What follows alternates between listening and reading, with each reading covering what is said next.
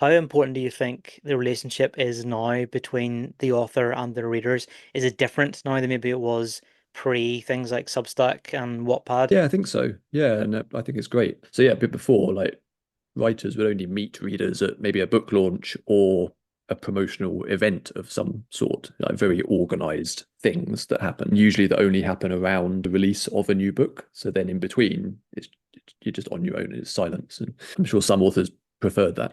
And I think social media shifted it a little bit back when social media still actually worked because you could then have a sort of connection to them. But I think maybe we all thought that those connections were a bit closer and more meaningful than they were. It was still very much a kind of broadcast scenario. I think Substack and the sort of newsletter thing where they can just go straight to their readers. It's really interesting because yeah, it does break down those kind of complicated barriers. And if an author wants to, they can just have a direct conversation with the people that are reading their stuff and vice versa, which I think is great. And that's a big part of how I write because knowing that those people are out there and reading is part of what helps me write. Basically, if I can't write in isolation. If I was writing a manuscript in my office or whatever, and it was just on the computer, and it took me a couple of years to write it, like I'd never do it because it'd be too easy to just sort of walk away and no one would ever know. There's a thing about publishing online that keeps me a bit more honest, I think, and You're like I don't feel accountable. like yeah, exactly. It's accountability and not being distracted by other shiny things. I'm like, no, I have to do this thing.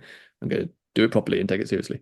Yeah, and it works. And I think whether it's comments or people hitting the like button, Mm. there's something quite magical when you get someone like a new reader that you don't know them, you've not met them before, but they maybe you see them subscribe and then they like chapter one that I published 3 years ago. So they do a little like on chapter one, and then maybe 15 minutes later they like chapter two, and you're like, ah.